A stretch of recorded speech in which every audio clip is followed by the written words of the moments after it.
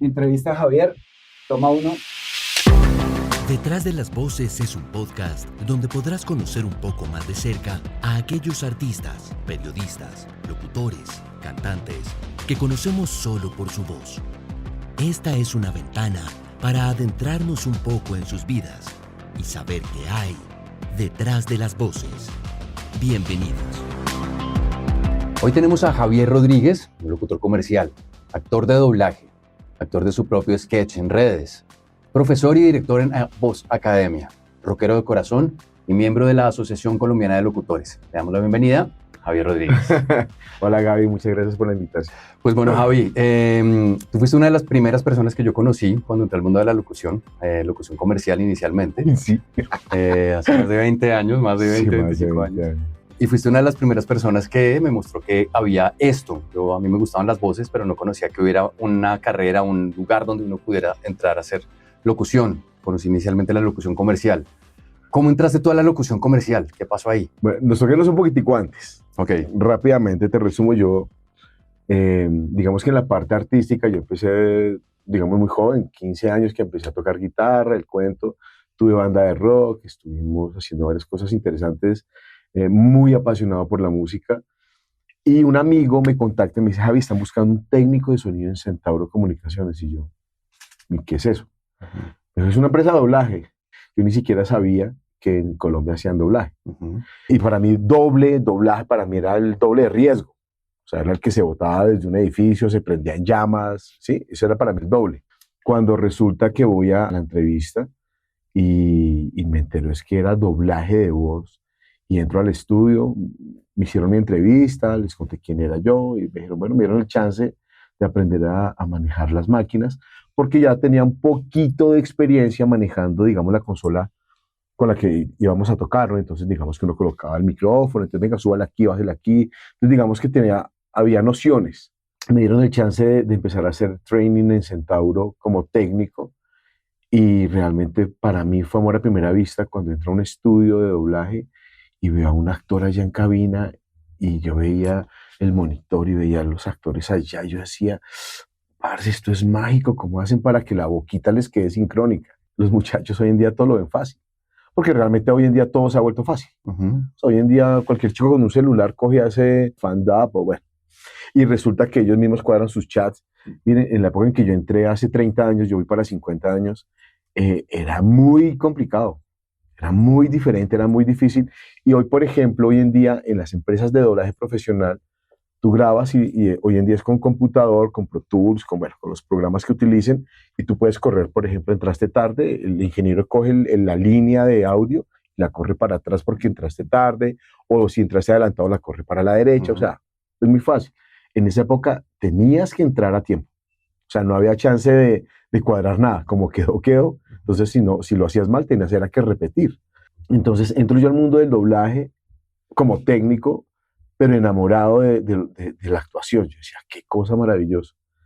Y yo ya, digamos que la venita artística por el tema de la música, yo ya pues había tenido la fortuna de subirme a una tarima y de haber compartido, digamos, con público, y me encantaba, me encanta.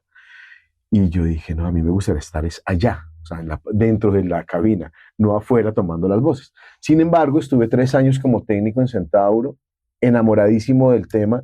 En esos 3 años que estuve técnico, tuve la fortuna de que hablé con la gerente de Centauro y le dije que yo quería estudiar porque iban a empezar a hacer unos talleres. Ok, eso fue en el 96 más o menos, ¿cierto? Yo entré en el 96, mi primer taller lo tomé como en el 97, que fue cuando entré con la camada de grandes compañeros hoy en día y grandes locutores como Adriana Serna, Carlos Jiménez, Jorge Solórzano, María Isabel Cortés. Ellos entraron en ese taller. Entonces la directora me dijo, Javi, entras, ponchas y yo te pago el turno. Entonces tuve la fortuna de que me pagaron y podía entrar a clase. Okay. ¿Entiendes? Entonces yo decía, uy, señor, qué chimba. Entré acá y enamorado empecé a tomar mis talleres de locución, de vocalización, todo el tema de lo que conlleva ser actor de voz. Pero seguía como técnico. En esos años, en esos primeros 3 años, por ejemplo, la primera locución que yo hice fue, pues yo yo escuchaba, perdón, a los locutores hablando de que no, es que voy a hacer un casting para, no sé, para la vivienda, para Bancolombia, Y yo decía, ¿cómo así? O sea, aparte del doblaje, empecé como a entender yo, y hablaban de que obviamente las tarifas de doblaje son muy bajitas en comparación con las locuciones comerciales. Y uno, ay, tan chévere, ¿no? Y Carmen Rosa Franco, que era mi directora en esa época, yo viví en la costa unos años cuando era niño, entonces cuando ella llegaba, como es costeña, yo empezaba a hablarle costeño, y ajá, mi negra, ¿qué? ¿Todo bien? ¿Cómo te fue? Y tal, y no sé qué, y empezábamos a tomar del pelo, y ella pues se le quedó eso, y algún día me dice, Javi, están buscando a un actor costeño, un locutor costeño. Y en esa época todavía no se había ido del país el que le hace la voz a Thanos, que se me olvida siempre el nombre. Él no se había ido de Colombia. Y llego yo, pero yo llegué haciéndome pasar costeño. Está Mario Galindo. Ajá, ¿de parte de quién yo? De Javier Rodríguez, locutor costeño. Y entré, hice mi casting. Y el man, no, qué nota, porque es que todos los costeños que están acá, pues tienen unas voces muy graves, ¿no? Entonces les gustó el tono de voz joven, pero con acento costeño, porque no se conseguían en esa época. Y era para Cigarrillos Premier. Y con Cigarrillos Premier puede ganar de computadoras y miles de premios más. Y no sé qué. Y les gustó, me gané mi casting. Me acuerdo que me gané una buena plata, con eso abrí mi primera cuenta en la vivienda, y yo, miércoles. Así conocí la locución comercial. Realmente, digamos que la pregunta como tal era esa. Alpina, alimenta tu vida. Grupo Bancolombia. Nuevo Iron Kids. Star Wars, el ascenso de Skywalker, solo en cines. Me recomendó Carmen Rosa Franco, a quien le agradeceré toda la vida por esa recomendación. Y definitivamente lo que hoy en día yo recuerdo, lo que pongo en práctica con mis alumnos, por ejemplo, que es una frase de cajón y muy vieja, pero que es real. Tú tienes una única impresión para dejar una muy buena primera impresión. Entonces, si tú llegas a un estudio recomendado, tú me recomiendas a mí un estudio, o yo te recomiendo a ti, y tú llegas y no lo haces bien, o sea, pero bien, listo, muchas gracias. La frase famosa, no nos llames, nosotros te llamamos. En ese sentido, ¿qué le recomiendas a un locutor que va a estar entrando, digamos, como para sus primeros castings? Lo que pasa es que, digamos, si no tiene ninguna formación, porque hoy en día también, pues seamos realistas, hay muchas personas que no tienen nada que ver con locución, nunca han estudiado nada, pero son creativos, por ejemplo. Entonces trabajan en las agencias y esa voz, no es que esa voz suena muy comercial o suena muy doblaje, entonces entre ellos mismos empiezan y se convencen de que suena divino. Así como hay unas campañas de publicidad muy bonitas, hay otras que uno dice, uy, parce, qué pena. O sea, de verdad, ni la voz, ni el tono, ni el ritmo no le pegan a nada, pero lo grabaron y les pagaron, ¿me entiendes? Yo que les recomendaría que realmente se preparen. Así no quieran estudiarlo, pero al menos que sí escuchen, porque nosotros tenemos la tendencia, y eso nos pasa a todos, es que cuando estás escuchando música en una emisora, y la emisora no sé qué te gusta, salsa, merengue, rock, radioactiva, bueno, la que sea, y llega el momento de los comerciales y la gente cambia, ¿cierto? Se va porque no le gusta escuchar los comerciales. El que quiera entrar al tema de los comerciales, pues es lo contrario. Busque comerciales, escuche qué está de moda, cómo están sonando los locutores comerciales ahora, si realmente suenan naturales, que es lo que hoy en día todos los creativos te dicen, no, pero quiero que suene natural. Y si tú lo haces natural, como diría una persona, por ejemplo, entrando a una ferretería, no sé, a comprar un bulto de cemento, y tú lo haces muy plano, no, pues que eso no transmite nada. Entonces de una, en tu cabecita empiezas a pensar, bueno, ¿cómo? Todos conocemos maestros de construcción. Entonces, ¿cómo habla el tío que le jala el tema de la construcción? O el vecino, o el señor que me construyó algo en mi casa. Patrón, ¿cómo le va? Y de pronto le mete uno la vocecita así, un poquitico cascada. Entonces, si usted entra a una ferretería, por ejemplo, uno se imagina entrando a la ferretería de verdad, en los zapatos, ¿cómo lo haría? Pues la idea que suene convincente para que cuando lo escuches, porque ya solo es oído, don Pedro, ¿cómo le va? ¿Tiene cemento? Uy, esa es buena marca, ¿no? Deme 3 bultos. Acuérdate que no es como en el doblaje que tú tienes el apoyo visual, sino que tú con tu voz tienes que realmente hacerle creer a la persona que el que está comprando el cemento, o el que está vendiendo, o el papá que le está dando un consejo es una persona real. En cuanto a la pregunta del consejo, sí, obviamente que se preparen, que escuchen mucho cómo suena, que no se manden a la loca, porque dice una frase que del afán no queda sino el cansancio. Entonces, y que cuando se sientan preparados, escúchense mucho, lean mucho en voz alta, para ver cómo se está vocalizando, cómo se interpreta. Grábense con los celulares, hoy en día es muy fácil, antes no, antes si acaso una grabadora de periodista, y eran, para mi época eran carísimas, o sea, pensar en una grabadora era pensar o la grabadora o el mercado, ¿me entiendes? Hoy en día todo es muy sencillo, esas herramientas hay que aprovecharlas. Otro consejo que le doy a mis alumnos es, léanle cuentos a los niños, por ejemplo.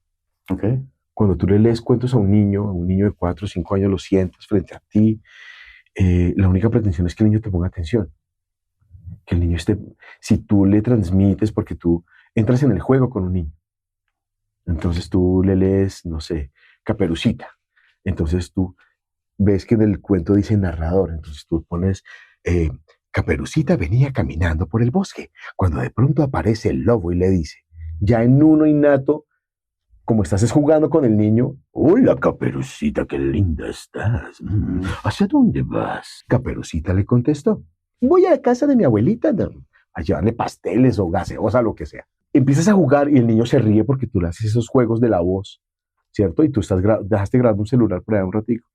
Después, no sé, la abuelita, ay, mijita, ¿por qué tardaste tanto? Te estaba esperando.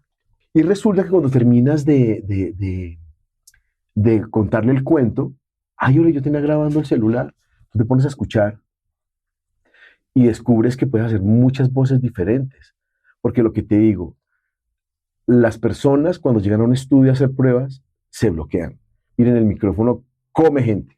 Yo he visto actores de televisión buenísimos en teatro, en televisión, y se paran frente al micrófono y quedan en barras. Cuando hablamos de cuentos como Caperucita Roja, uno ya tiene más o menos los parámetros de los personajes y todo esto. Cuando tú llegas a un estudio de doblaje, donde tienes 2 salas, tienes 2 llamados, sí, y en este primero eres un personaje joven y estás hablando y estás con esta actitud y toda la cosa, y pasas al segundo y es un documental en el que te toca estar así. ¿Cómo asumes tú ese cambio de personajes tan rápido o cuál es el procedimiento que haces como para entrar en personaje? No sé cómo va a sonar esto, pero todo se vuelve mecánico, ¿ok? Obviamente los años de experiencia te dan también esa facilidad. Yo he escuchado mucho que cuando entre más tú piensas, más pierdes o menos haces.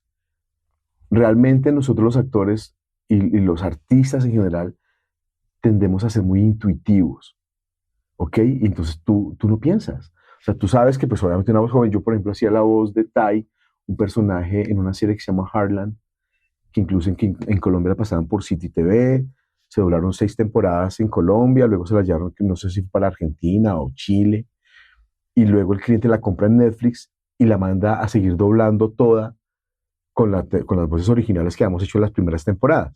Entonces digamos que se retomó desde las 6, mi personaje murió hasta la temporada 13, o sea, 13 años, y fue muy bonito porque yo cogí ese personaje, él siendo muy joven, y al igual que yo, estaba joven.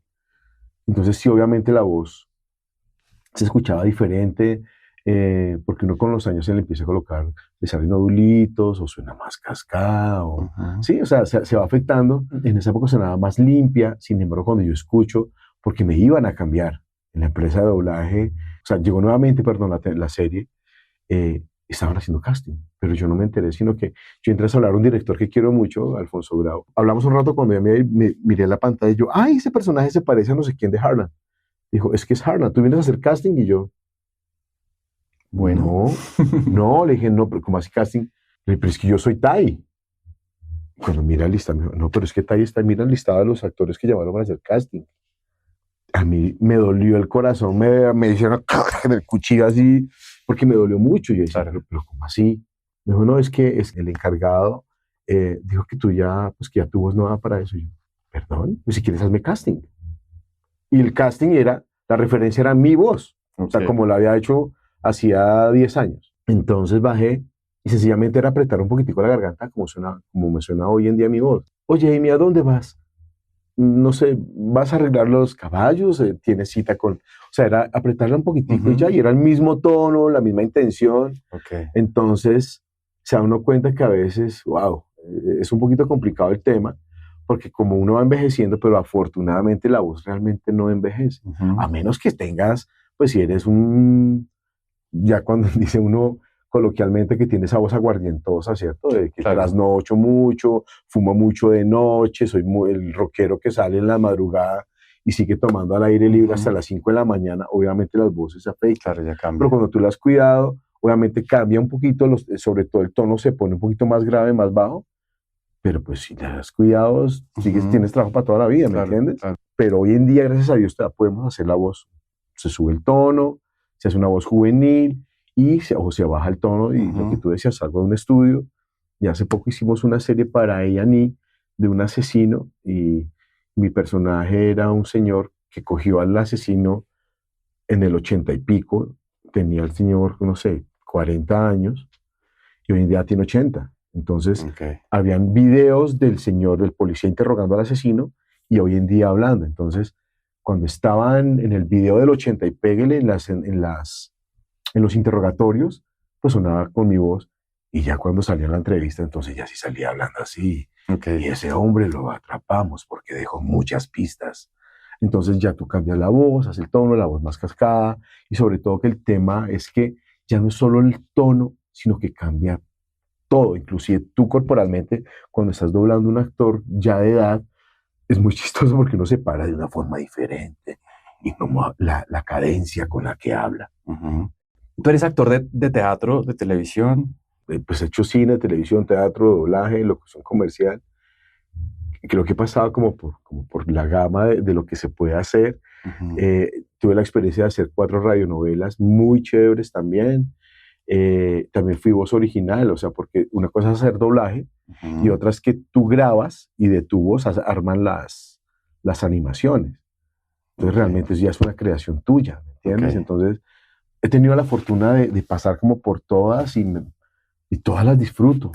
Pero si realmente, sí hay que prepararse, bro. O sea, eso no... Pues si quieres trascender, mira, a ti te pueden llamar. Tengo un amigo que grabó una cuña cuando tenía como 15 años, 16. O sea, la vida lo encontró en ese momento, entró, se ganó una plata chévere. Y él siempre, que nos encontrábamos con los amigos, siempre hacía la voz, porque yo fui el que hizo tal y tú, pa. Ah, ok. Y cuando ya vino, le dije, bro, ¿por qué no te preparas? Y se estrelló porque él se quedó solo con eso, ¿me entiendes?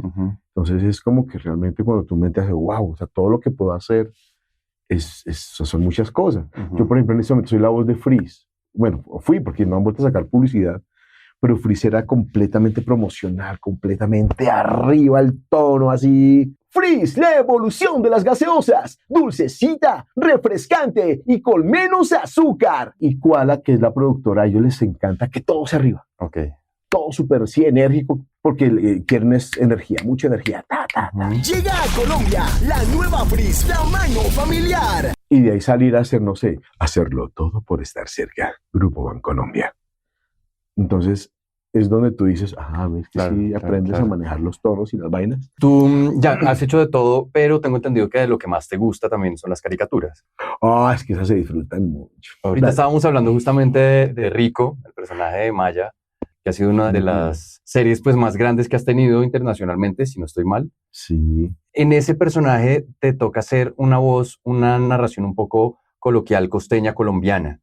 Sí. ¿Sientes que al tener ese tipo de personajes hay algún tipo de representación, por ejemplo, con la gente de la costa colombiana, que diga como, qué nota, uno se siente representado por el acento, por algo así, se siente incluido? Claro, pero muchísimo. Es que yo creo que esas de las series que más me gustó doblar, pues no solo porque fuera directamente con Netflix, ¿no? Que me dirigieron desde Los Ángeles y que el director estaba, bueno, que fue una experiencia muy bonita, sino porque cuando dicen que abrieron el casting a nivel Latinoamérica, pero que el duro, el jefe Pluma Blanca, el director de la serie original, no sabía de pronto de qué país. Él sabía que quería que fuera como a un homenaje pues de todas las tribus que hay de México para abajo, o de Centroamérica hacia abajo, porque Maya y los tres, como su nombre lo indica, era de la cultura maya, y de los aztecas, y de toda la cultura indígena o precolombina mexicana. Y resulta que cuando se abre ese casting, él dijo, no, pero pues de aquí para abajo hay muchas más tribus indígenas y mucha más historia también. Entonces él dijo, abrámoslo. Cuando llegan a Colombia, al final se quedaron que iba a ser colombiano. Inicialmente el casting lo había hecho como paisa y después me dijeron no, costeño. Además porque el personaje es negrito y como con rastas, o sea, físicamente el personaje sí es muy caribe. Y lo que más me gustó, que es donde de pronto uno se siente identificado como colombiano, que no suena como el resto de los actores dobladores de la serie, que todos son mexicanos, porque me dicen, no, utiliza palabras y jerga costeña. Y yo, mierda, ya está. Entonces le metí, hay frases donde, pues imagínate un man de una serie maya diciendo, hey, eso está full bacano. Muchas palabras costeñas. Okay. Entonces me sentí muy orgulloso y sentía que estaba representando a Colombia con esas frases y en la forma de doblarlo a que sonara costeño colombiano. Yo soy Rico, soy el gallo mago de la Isla Luna. Bueno, fue bacano conocerlo. Una voz por la que te tengo que preguntar. Hiciste a Optimus Prime y a Bumblebee en la tercera temporada de animados de Transformers. ¿Hace cuánto fue eso? 18 años, yo creo. Ok, ¿y recuerdas algo de esas voces? Todos crecimos en mi generación amando a Optimus, y después cuando sacan la serie ya de las películas nuevas, pues los chinos, mi hijo es aficionado, mis hijos aman esos personajes de Transformers. Y mi referencia era la voz original, y siempre de la serie animada de los 80. Son voces como muy paternales. Deberías tratar de hablar con tu padre. Por lo que he visto, ser padre es mucho más que un simple lazo orgánico. Y era un tono muy, muy dulce, y ya cuando pues el tono de batalla, el grito de guerra que es Autobots, transfórmense y avancen. Mientras que Bumblebee era más caricatura, porque era la serie animada, no era la serie de las películas. Entonces, pero tuve la fortuna de hacer los dos personajes. Fue muy bonito y me invitaron a una feria de Animate. Entonces fue muy bonita también la experiencia, ver que hay mucha gente que ama el anime, que Optimus era su ídolo. Entonces recién la habíamos doblado, me invitaron y pues, eran muy bonitas las preguntas de los pelados, de los señores, con unos muñecos divinos, unos coleccionistas, y darse cuenta que lo que uno hace con su voz pues puede trascender, porque realmente mi Gabrielito, nosotros somos invisibles. O sea, nosotros nos conocen nuestros hijos, nuestras esposas, la familia cercana y los amigos, pero realmente mucha gente que ha visto series, ha llorado con personajes que uno ha interpretado, pero no saben quién es el actor que está detrás de. Es muy bonito cuando también pasan este tipo de cosas, como que la gente dice, es que este loco hace la voz del personaje, y que se hizo una escena así, hizo así, lloré, reí, o lo odié. Entonces es muy bonito ese tipo de espacios donde la gente puede conocer quién es el actor que está detrás de la voz. Y justamente para dar a conocer a Javi, ¿qué o quién te inspira? Digamos, ¿quiénes me inspiraron al inicio? Mis maestros. Amé con locura, mucha admiración y mucho respeto por Raúl Gutiérrez, Lucero Gómez, que en paz descansen, que ellos fueron mis maestros. Y con ellos tomé los primeros talleres de doblaje. Compañeros que recuerdo con mucho cariño que ya fallecieron: Orlando Arenas, José Manuel Cantor, era un querido. Una de las cosas que hay que tener en cuenta realmente, pues nosotros de locutores, es utilizar todos los recuerdos que tenemos de personas, de cosas, de gente, de vida que puedan llegar a significar y que uno las pueda incluir dentro de alguna voz para poderlas utilizar. ¿Te acuerdas cuando les hablé ahorita del tema de hablar con los niños y de las caricaturas? Yo le digo a mis alumnos, ustedes decidieron meterse a este mundo de la voz. O sea, nadie los obligó, dije al momento, yo quiero hacer voces. Entonces, cuando te metes en algo como eso, tú tienes que pensar, desde ese momento cuando decides hacerlo, todo lo que tú hagas con la voz, tienes que volverlo consciente, tienes que crear conciencia. Porque tú cuando estás tomando el pelo con tus amigos y, no sé, están mamándole gallo a algún amigo que es borrachito, el que le dice, o el que le dicen ¿cómo es? El genio, que porque frotan una botella y siempre aparece. Sí, entre todos los amigos nos tomamos del pelo. Y no falta que imita, es que llega el otro que como, o imitando porque habla como un chillón, o es el borrachito, o es el no sé qué, o imita uno a la tía paisa, o imita al sobrino. Es volver consciente todo lo que hacemos con la voz, porque en algún momento te puede servir para un personaje. Entonces yo le digo a mis alumnos, como un computador, Cuando tú abrimos carpetas, la carpeta de los documentos, ¿dónde está? Así. Y dentro de los documentos hay otras carpetas. Entonces, no sé, las fotocopias de las cédulas de todos los de la casa o de la partida de bautismo. Es lo mismo con la voz. Tienes que empezar a crear carpetas en tu cerebro. Oye, ¿qué voz me sirve para viejito? El que te digo que puede ser el más cascado que salga así y se ahoga, no sé qué.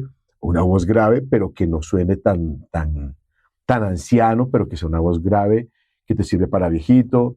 O una voz grave, pero que sea joven.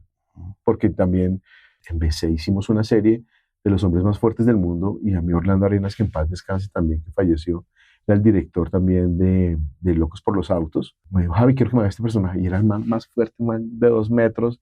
Y era la voz así. Me dijo, pero Orlando, ¿en serio? Me dijo, sí. Me dijo, yo sé que tú la puedes tener. ¿Por qué no vas a poder? Yo siempre puedo ser. El reto. El reto. Pero él lo hizo, fue un acto realmente de confianza. Y el personaje todo el tiempo hablaba así, como que no sé qué. Sí, tenemos que enviarla, no sé qué, y levantaré 200 kilos. Y es mantener todo el tiempo la voz abajo. Entonces, gracias a él también me tomé confianza, porque uno muchas veces no hace cosas por pena, porque siente que suena ridículo, o por miedo. Eso se lo digo a mis hijos, se lo digo a mis alumnos. No es mejor arriesgarse y hacerlo, entre comillas, hacer el ridículo, y no, porque uno cuando hace el ridículo usted puede enamorar a alguien, puede cerrar un negocio, puede hacer cosas muy interesantes que de pronto en el momento oportuno rompen hielo, abre puertas, sacan una sonrisa, y eso para mí es muy valioso. No pasa nada, no pasa nada, hay que arriesgarse. Y lo que decías, crear archivos para poder utilizar todo lo que utilicemos con la voz, todas las imitaciones que hagamos, en algún momento te puede servir para un personaje. La magia de las caravanas Coca-Cola vuelven para recorrer nuevas ciudades. Coca-Cola, magia de verdad. ¿Los cuates? ¿El cóctel con tequila mexicano? ¡Uy, sí, los cuates! Dentro de nuestra vida como locutores que trabajamos siempre con la voz y que siempre estamos como con audio y sonido y con todo, ¿para ti qué es el silencio? Hay momentos necesarios. ¿Cómo funcionas tú con el silencio? ¿Lo buscas o...? Digamos que a mí me gusta mucho siempre estar escuchando o música o viendo televisión o ahora esos celulares que lo idiotizan a uno. ¿Sabes yo en dónde logro y me encanta? Cuando viajo solo en mi moto. Yo salgo de mi casa escuchando música, pero en un momento lo apago y me voy pensando, hablando conmigo mismo. ¿Cómo es tu diálogo interno? ¿Te hablas contigo mismo? Uy, ¿Eres sí, amigo me de doy ti? muy duro. ¿Sí? Uy, sí. ¿Por qué? No sé, recordar cosas, de pronto si esto lo hubiera hecho diferente, o puedo mejorar en esto. Cuando la embarro en algo me voy muy duro, pero también cuando siento que logré cosas, también me felicito. Yo, buena, Ok, Chino, eso. la sacamos del estadio. Eso. Cuando me alegra muchísimo, por ejemplo, cuando me gano un casting de televisión, que es tan difícil hoy en día, porque ya no hay tantas producciones como antes y hay demasiados actores y todos muy buenos, entonces el solo hecho que te tengan en cuenta para un casting ya es ganancia, o sea, ya eres un ganador, porque al menos te estás en la retina de el que si te lo ganas o no, pues ya hay muchos factores, porque tú puedes hacer un muy buen casting, pero resulta que se pegan que no. ¿Cuánto mide? No, pero es que lo necesitaba de 1,90, 1,80 y estaba midiendo 1,72. No te lo ganas, pues entonces, hombre, yo me felicito, yo, buena, Chino, bien, vamos bien. Yo creo que en la vida nosotros no tenemos el camino marcado, sin embargo a algunos les va un poco mejor que a otros. ¿Cómo ha sido ese momento de asumir cuando de pronto acabas un proyecto, estás todo con fluidez y de un momento a otro acabaste y quedaste libre y ahora qué? ¿Cómo planifica ese siguiente paso, Javier? ¿O lo has dejado mucho a la suerte y te ha ido bien? O sea, cuando eres artista hay que ser muy cuidadoso en muchas cosas, porque todo lo que tú hagas te va a afectar o te va a beneficiar. Todo. Cuando tú, digamos, llegas a una producción y tú preguntas por algún compañero que grabó contigo hace años, oye, ¿qué pasa con este loco? Entonces te enteras de cosas, por ejemplo, no, qué buen actor, uy, no, pero parce, man inmamable, porque llegaba aquí y se creía la estrella y trataba mal a la señora del tinto o a la de vestuario, ¿entiendes? Es que para mí, por ejemplo, el tema de, que también se lo digo a mis alumnos, el tema de ser profesional, el profesional no te lo da el rótulo, no te lo da un cartón. El profesional es realmente comportarse como un profesional. Entonces, llegar temprano a las grabaciones, cuando eres actor, llegar con la letra aprendida, ser gente, ser persona. Digo yo, además, ¿qué sacas y qué ganas humillando a una persona que te sirve un tinto, por ejemplo? Al contrario, que te lo sirvan escupido después, ¿cierto? Ujú. No, pues digo, todos es un equipo y todos están trabajando para lo mismo. Que al que le ven la cara en la pantalla es a ti o sí, al personaje, pero realmente tú no eres nadie si no está con todo este combo. Entonces, se da uno cuenta que si tú siembras bien, pues vas a cosechar bien. Entonces, cuando termina un proyecto, siempre queda uno el sinsabor. A mí me dolió muchísimo cuando terminó también Caerás, porque pues yo trabajé 11 años en el programa, tomé el pelo, pero realmente yo disfruté muchísimo haber trabajado. Entonces, cuando se acaba el programa, dice uno, ¿y ahora qué? Pues lo que te digo, yo estaba pagando mi apartamento, fueron 11 años que pagué con plata de Caracol, pero realmente como que te hace vibrar y una cachetadita y bueno, busquemos otras cosas, porque tú te quedas en esa burbujita de confort, y te disfrutas, pero te obliga a buscar nuevas cosas. Entonces, por ejemplo, hoy en día disfruto que nunca me imaginé es la docencia y el tema de a voz, que es otra cosa que hoy en día, que realmente ya llevo 6 años, disfruto mucho, porque uno sabe lo que ha aprendido, uno sabe lo que hace hoy en día en un micrófono, en un set de grabación, pero cuando pones tus conocimientos al servicio de otros, te das cuenta que es muy enriquecedor para ti, porque realmente pues tampoco es por plata, porque es que, es que me llené de plata siendo profesor, no. Es de las cosas que más he disfrutado ya, lo que te digo, son logros personales, eso es, porque pues nadie más, solo el alumno y uno sabe lo que hizo. Entonces me parece maravilloso hoy en día disfrutar mucho de eso también. Bueno, y se han abierto pues nuevas puertas respecto a eso. Uh-huh. Bueno, y por último, ¿qué viene para Javier ahorita? No, yo quiero seguir haciendo televisión, quiero seguir haciendo locuciones, la locución comercial siempre me ha gustado.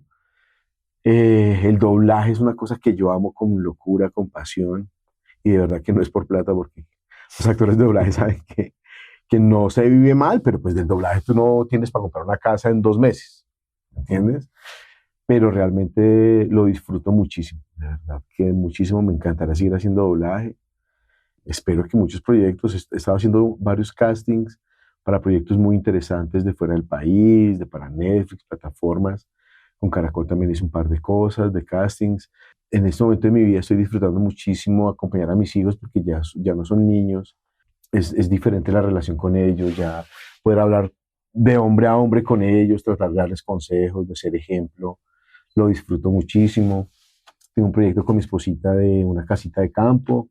Hoy en día realmente creo que yo quiero terminar mi vida allá. O sea, campo, animales, mis perros, comprar pollos, que den huevitos y realmente ya no me interesa. Uno se preocupa mucho cuando es joven de la plata, la plata y la plata. Uh-huh. Hoy en día creo que para mí el éxito, ser un hombre exitoso, no se mide por los ceros que tienes en un banco, sino yo digo que el éxito para mí más hoy en día está en la familia. Si puedes dejar hombres de bien para la sociedad, eso es el éxito. Ya, y dejar huella con las personas que de pronto lo conocieron a uno.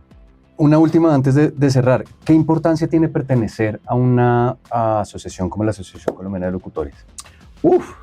Es maravilloso. Hoy en día también hay muchos canales de comunicación, ¿no? Entonces el WhatsApp, se entera uno de casting, se siente uno apoyado, conoces profesionales que están en la misma onda que uno, como igual de apasionados, y eso me ha parecido súper enriquecedor. Muy feliz de haber vuelto, espero continuar muchos años en la ACL, además que es muy lindo. De todos modos, por ejemplo, este fin de semana estuve haciendo la voz para un evento de Mario Hernández, los premios Mario Hernández. Uh-huh. Y es lindo cerrar el evento cuando tú dices, y los acompañó Javier Rodríguez, miembro de la Asociación Colombiana de Locutores. Eso te da un goodwill diferente, es muy bonito, es muy, muy bonito sentir el apoyo, saber que perteneces a algo importante en el país con tanta historia como la ACL, y sobre todo, no solo por el papel y el carnet, sino que, por ejemplo, el año pasado, pues contigo compartimos aquí el Radio Reliquias y venir y compartir acá algo que hicimos como una pequeña muestra de radionovela que quiero retomarlo y que chévere, pero hacer algo ya realmente bien ensayado, con muchas cosas y que la gente se entere de todo lo que se puede hacer. Ojalá se sigan abriendo espacios para nosotros los locutores como este. Qué lindo que ellos te están apoyando con este proyecto y pues mi Gaby, con todo el corazón te deseo muchos éxitos en este proyecto. Excelente, pues muchas gracias, Javi. Para nosotros fue un placer tenerte acá. Y pues bueno, este es el primer capítulo Detrás de las Voces, para que ustedes conozcan. ¿Este es el primero? ¡Oh, por Dios! Para que ustedes conozcan toda la historia detrás de las voces que han escuchado durante mucho tiempo en televisión, en radio, en noticias, los han acompañado. Así que esto es Detrás de las Voces. Detrás de las Voces. Chao. Gracias.